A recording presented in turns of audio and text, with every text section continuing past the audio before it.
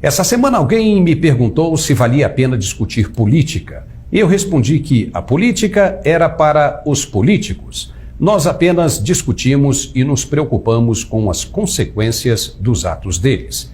E por isso mesmo, ainda analisando o que foi dito no último debate, é certo dizer que ele mais parecia um programa de comédia do domingo à noite, se não fosse a seriedade do que representam as consequências que ele pode trazer.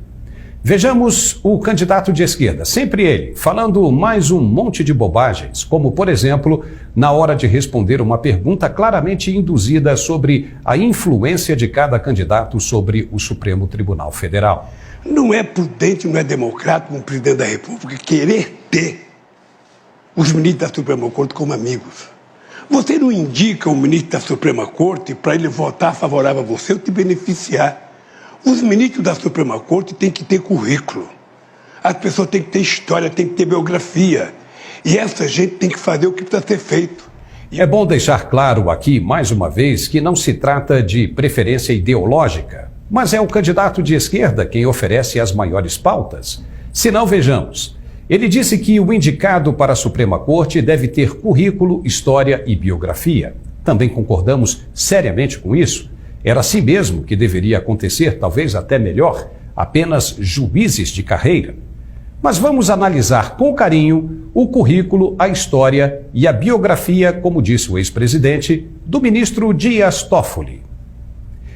Ele ingressou na advocacia em 1991, tendo sido consultor jurídico na Central Única dos Trabalhadores, a CGT, de 93 a 94.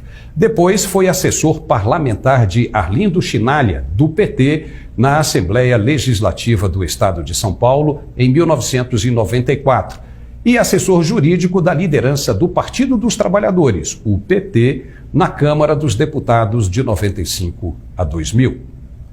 Atuou como advogado de 3 campanhas presidenciais do Lula nas eleições de 98, 2002 e 2006.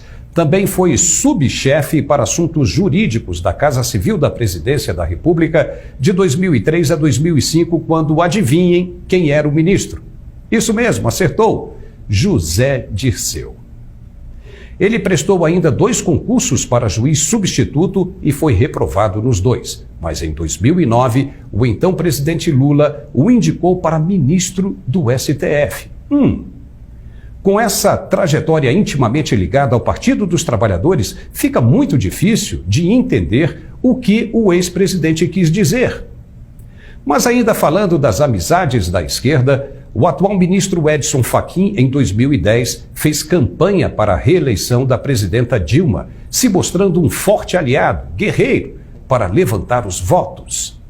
Por isso tudo, declaramos em conjunto o apoio a Dilma Rousseff. É hora de unir nossas forças no segundo turno para garantir as conquistas e continuarmos na direção de uma sociedade justa, soberana e solidária. Deu certo. A presidenta foi reeleita e logo depois o senhor Edson Fachin foi indicado para a Suprema Corte. Viu aí? O candidato de esquerda só mete os pés pelas mãos. Talvez não fosse ele o melhor candidato do PT para os dias modernos. Hoje, qualquer um pode ter acesso ao que foi dito e feito não muito longe no passado, sem ter de recorrer aos arquivos das grandes empresas privadas de televisão para se conseguir os registros. Lula acusa os outros de mentir. Mas o que ele tem feito? Seria um lapso permitido de memória, talvez? Falou da ponte entre Minas Gerais e Mato Grosso, na época do presidente Fernando Henrique Cardoso. Como ele mesmo já atestou, ninguém vai conferir o que se diz. Só que hoje a coisa não é mais assim, é diferente. Não existe divisa entre os 2 estados, muito menos pontes, só se o candidato estivesse se referindo a pontes subterrâneas, que conheceremos, quem sabe, daqui a 100 anos. Não, estou brincando. A ponte que ele se referiu fica no Mato Grosso do Sul.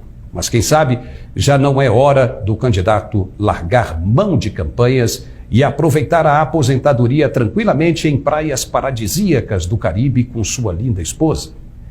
O PT continua insistindo nos erros e o desespero de estar perdendo espaço na corrida eleitoral faz com que os articuladores do partido fiquem cegos.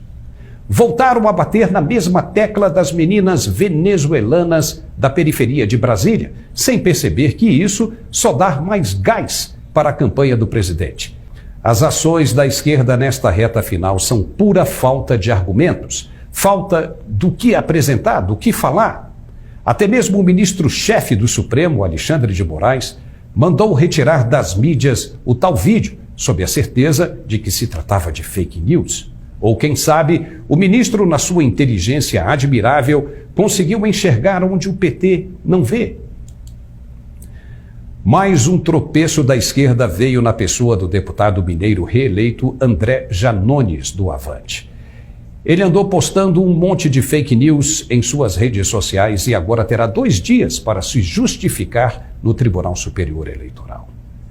Mais ainda, o ministro da Casa Civil, Ciro Nogueira, afirmou que seu partido, PP, decidiu apresentar ao Conselho de Ética da Câmara uma denúncia contra o deputado que já foi um detonador do PT e do Lula e que agora, como os outros vira-folhas, mudou de lado e se tornou um aliado mentiroso e perigoso do ex-presidente. Como consequência, ele poderá ser cassado e ainda comprometer a chapa Lula e Alckmin pelos equívocos que comete. Viu só o que é o desespero da esquerda? Até os ministros com históricos favoráveis estão dando ganho de causa, tamanho o absurdo que está acontecendo. Com aliados trapalhões como esses, quem mais precisa de adversários? Continuar falando de uma fake news mostra a angústia de quem está no convés do Titanic, ouvindo os músicos tocarem enquanto o navio afunda. Se inscreva em nosso canal e compartilhe o máximo que puder, por favor. Muito obrigado e até a próxima. Uai, seu app de vídeos curtos.